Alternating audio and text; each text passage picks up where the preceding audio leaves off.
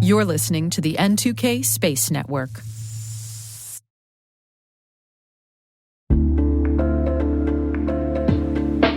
Hey everybody, Dave here. Have you ever wondered where your personal information is lurking online? Like many of you, I was concerned about my data being sold by data brokers. So I decided to try Delete Me. I have to say, Delete Me is a game changer. Within days of signing up, they started removing my personal information from hundreds of data brokers. I finally have peace of mind knowing my data privacy is protected. Delete Me's team does all the work for you with detailed reports, so you know exactly what's been done. Take control of your data and keep your private life private by signing up for Delete Me. Now at a special discount for our listeners.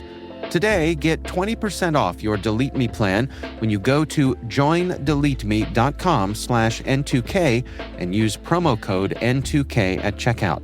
The only way to get 20% off is to go to joindeleteme.com/N2K and enter code N2K at checkout. That's joindeleteme.com/N2K, code N2K.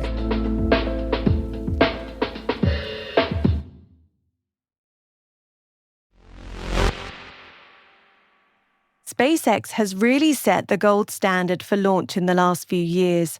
The company has surpassed other launch providers by annual vehicles launched and continues nearly year on year to set vehicle flight records. And today it's going to be adding another to the record book, an all-civilian spaceflight which has already reached an apogee higher than any human has travelled since the Apollo program. Not bad, SpaceX. Not bad at all. T-minus 20 seconds to LOS T-Dress. Go for deploy. Roger roll. Today is September the 10th, 2024. I'm Alice Carruth, and this is T-minus.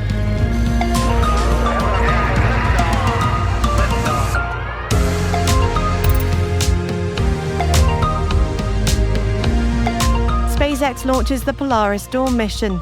iSpace forms a Lunar Advisory Board. MDA Space to build antennas for Swiss-12 satellites. And our guest today is Jai Dialani, Managing Director of Leaf Space US. Jai will be talking to Maria Valmarzes about ground segment as a service, so stay with us for that chat later in the show.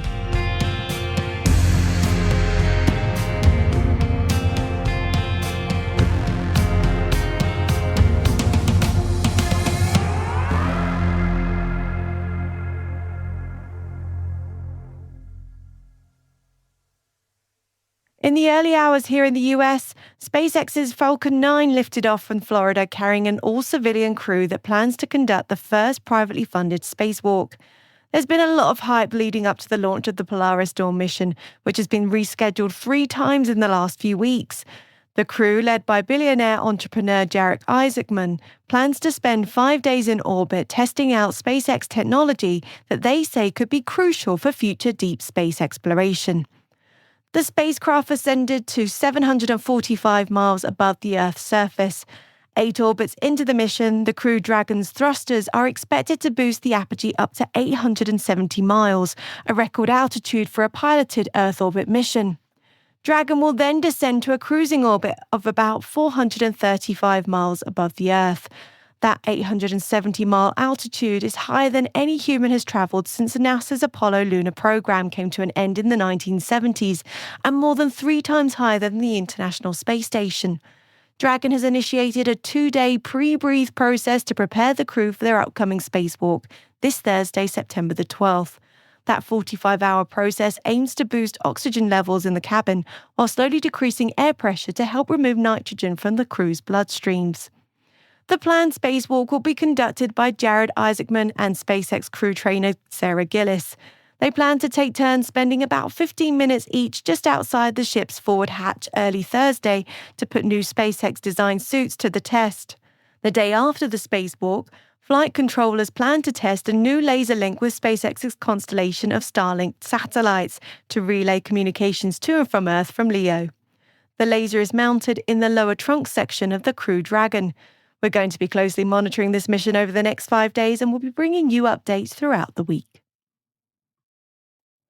iSpace has formed a Lunar Advisory Board that includes respected leaders in the space industry.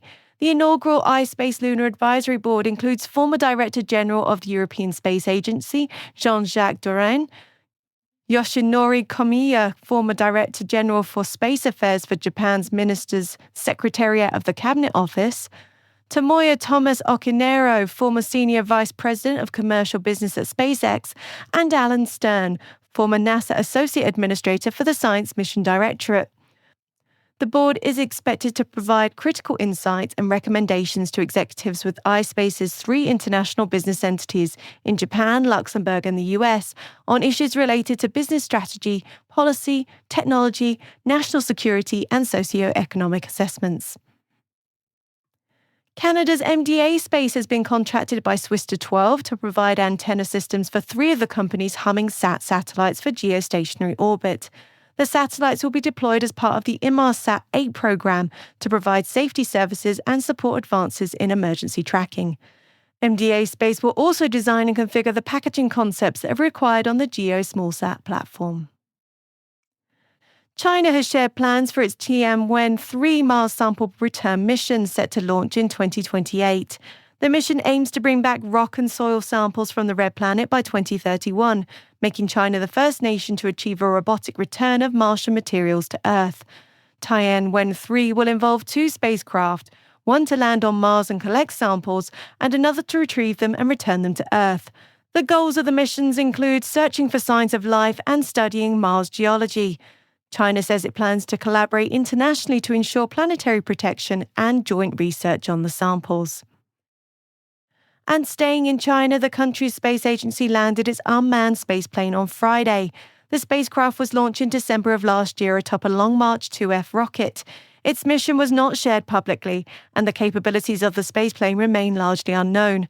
Chinese state media reported that the vehicle will pave the way for more convenient and affordable round-trip methods for the peaceful use of space in the future. The European Space Agency's cluster spacecraft SALSA has completed its re-entry, successfully concluding its mission. It was the first deorbit of 4 cluster space science satellites, performing a first-of-its-kind targeted re-entry over the South Pacific. The European Space Agency has set the goal of reducing debris from their missions to 0 by 2030 through measures like deorbiting spacecraft at the end of their missions. And speaking of clusters, a new space cluster group has been announced in the United Kingdom. The West of Scotland Space Cluster will be a new hub for space activity in the region, with companies such as AAC Clyde Space and Spire Global forming the foundation of the hub. The region produces more satellites than any other in Europe.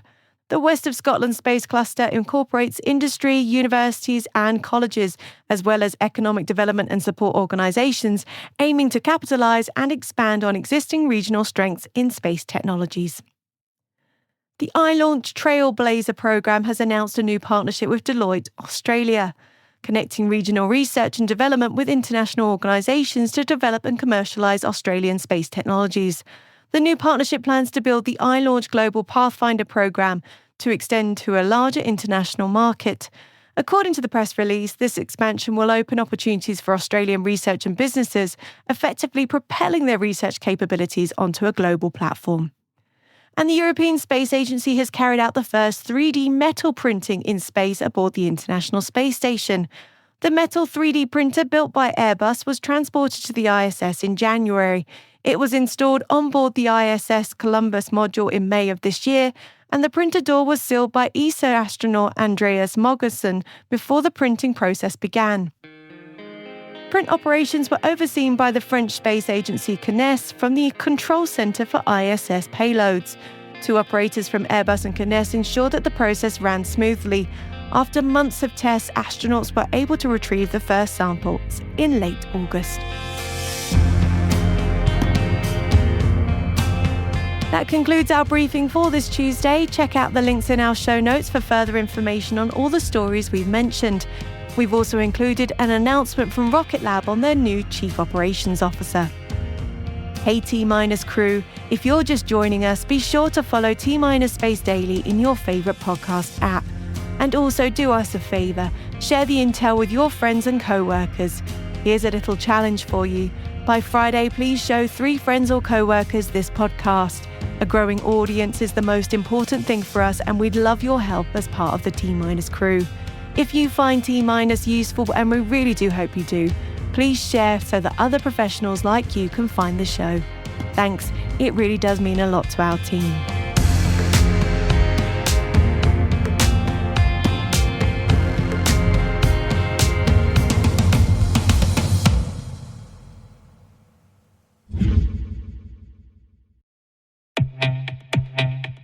Defense contractors face immense pressure to comply with CMMC 2.0 security standards, needing a secure, user-friendly file-sharing solution.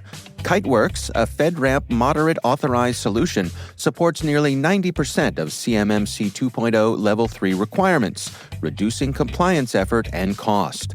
Kiteworks leverages a zero-trust framework for swift compliance and offers a secure platform for defense data protection needs, with advanced security features and ease of use. Its intuitive UI, mobile apps, and centralized policy management simplify administration.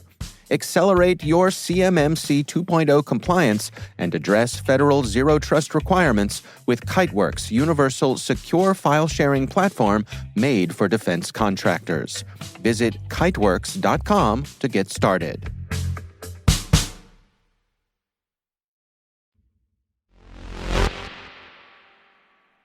Our guest today is Jai Dialani, Managing Director of Leaf Space in the US. Jai spoke to Maria about ground segment as a service and started by explaining what that entails. One person, placed it really succinctly that, satellites are up there in orbit and you are communicating with them. But there needs to be a link where all that data can come down to Earth from the satellite. And that's where ground segment comes in, which is essentially serves as a backhaul or feeder links, as they also call it, technically speaking, where there's a bunch of antennas. And as the satellite passes through or over a ground station, it communicates with the ground station antenna, gets commands from it, downlinks all the data, onboard data, to the ground station so that it can be processed further. And this data can be anything. There's a number of applications: Earth observation, Internet of Things, narrowband or wideband satellite communications, whatever. But the gist is the ground segment is comprised of mainly large antennas, large dishes that communicate with the satellite and then bring all the data down and then pass them on to the customer. These antennas are usually quite capex heavy. They're quite expensive, not only to procure, but to install and maintain around the world. So the ground segment as a service concept really takes the capex out of it and converts it into an opex equation for the companies, for the satellite operators. So what the ground segment as a service providers do is they procure these antennas, they deploy them, they operate them, maintain them, and then sell the capacity, the antenna capacity, to the satellite operators. So the satellite operators, they just focus on launching their own satellites. They do not have to worry about the ground segment, and they pay the ground segment service providers for as much capacity they utilize on their network. So for them, it's really becomes, they don't have to invest additional resources, additional capex into infrastructure that is not of primary nature to their business model. It's a must-have because they need to bring the data down. But having ground segment as a service, now they can streamline the cost structure and then focus on their core business, which is launching the satellites and specific payloads on it.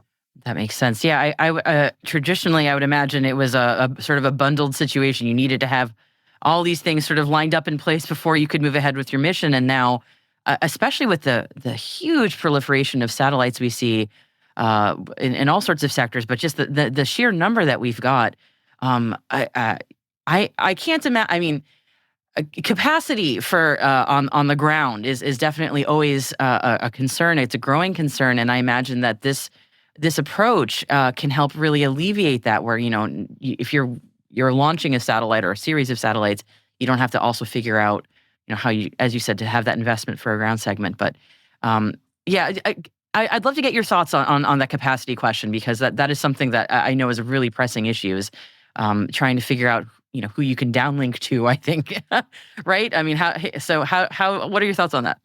There's several facets to that question. So I'll answer it in three ways.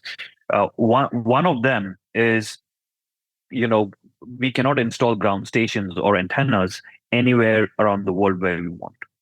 There's countries that are embargoed. There are regions that have extreme weather conditions where installing an antenna, providing connectivity to it, to providing power to it is almost impossible. So there's only a limited number of countries where we can install the ground stations. Second is the coverage.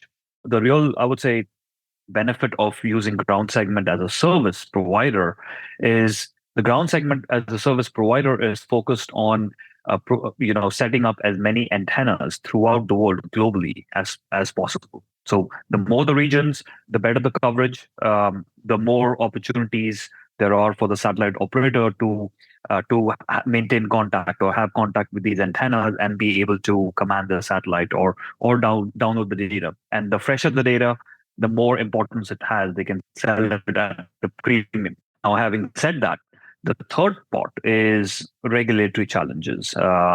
If they were to deploy their own antenna, South Africa, as an example, right? Now they have to get permissions from the South African regulator to operate the antenna.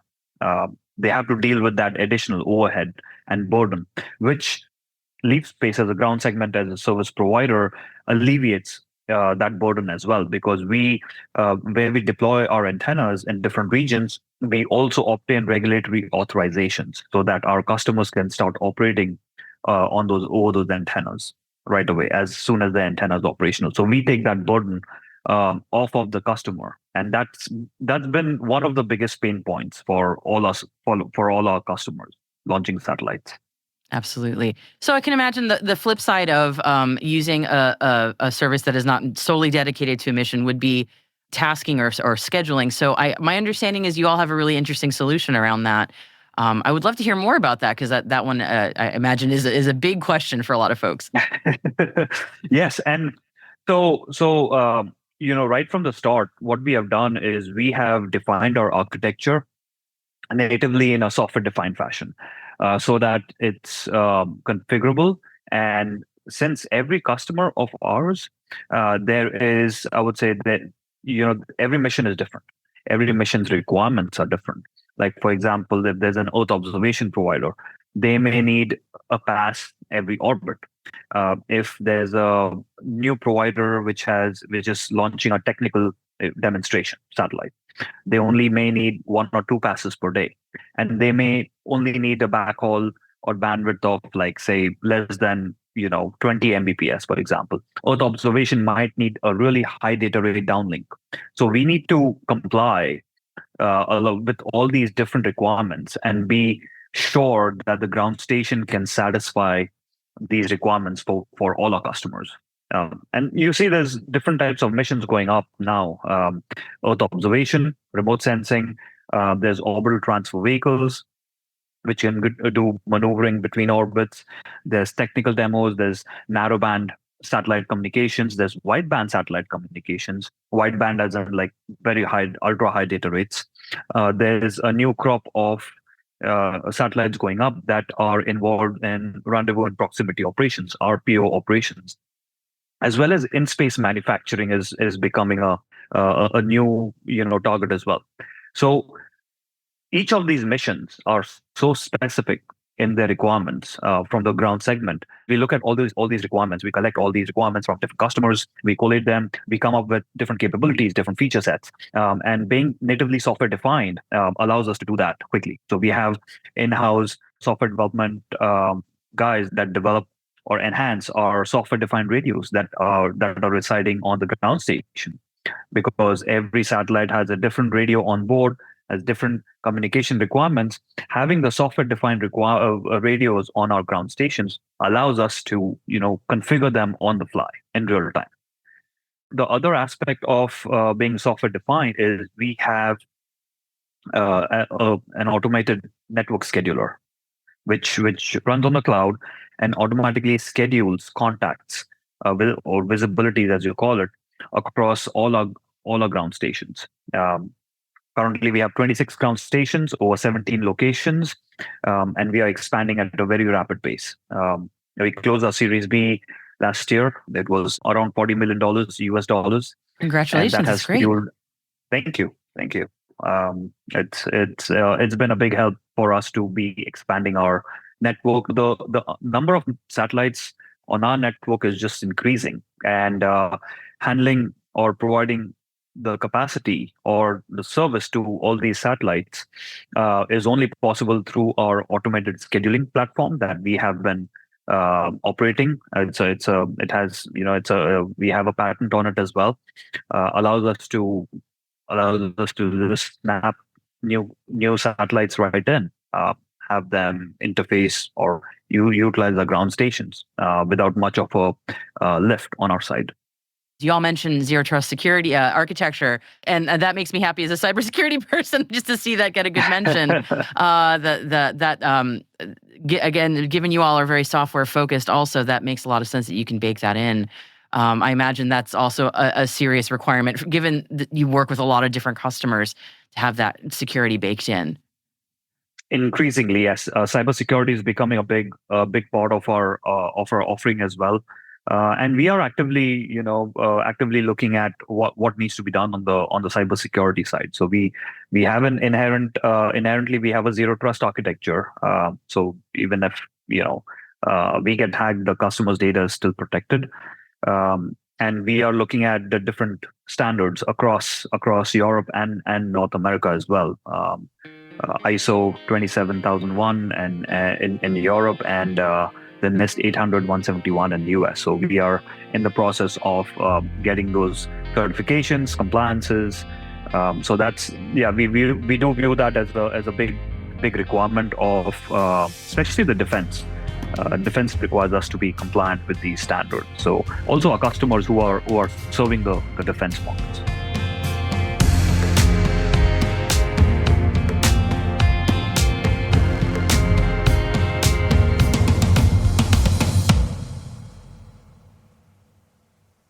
We'll be right back.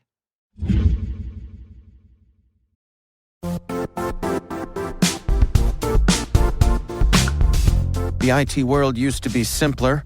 You only had to secure and manage environments that you controlled. Then came new technologies and new ways to work. Now, employees, apps, and networks are everywhere. This means poor visibility, security gaps, and added risk. That's why Cloudflare created the first-ever connectivity cloud. Visit cloudflare.com to protect your business everywhere you do business.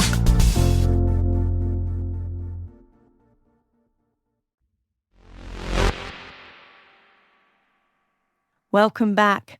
NASA's Artemis program plans to return humanity to the moon in the coming years, but there are still parts of the project that aren't quite ready for what's to come.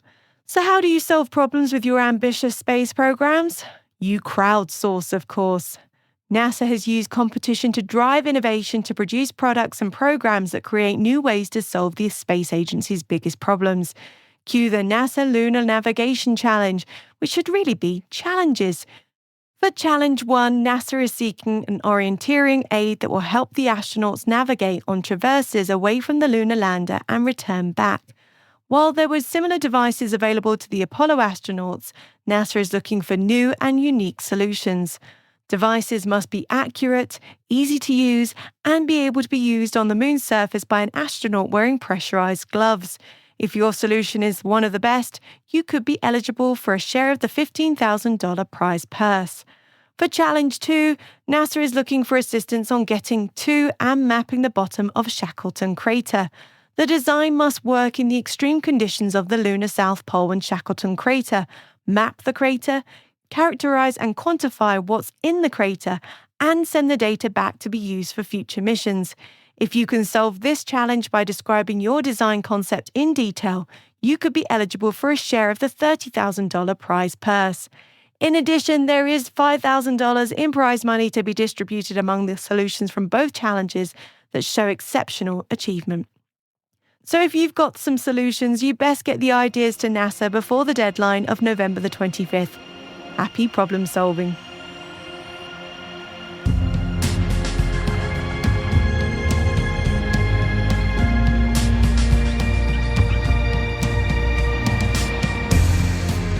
That's it for T-Minus for September the 10th, 2024, brought to you by N2K Cyberwire. For additional resources from today's report, check out our show notes at space.n2k.com.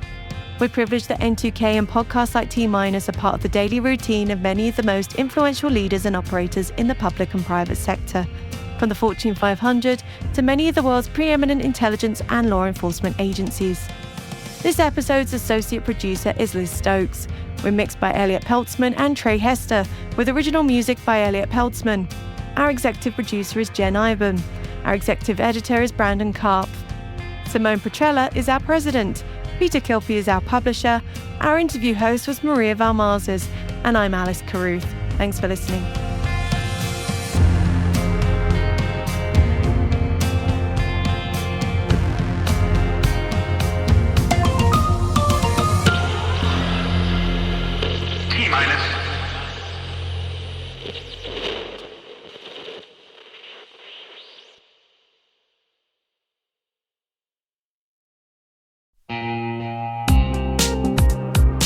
This September 18th and 19th in Denver, a tight community of leading experts is gathering to tackle the toughest cybersecurity challenges we face. It's happening at MWise, the unique conference built by practitioners for practitioners. Brought to you by Mandiant, now part of Google Cloud, MWise features one-to-one access with industry experts and fresh insights into the topics that matter most, right now, to frontline practitioners. Register early and save at mwise.io/cyberwire. That's mwise.io/cyberwire.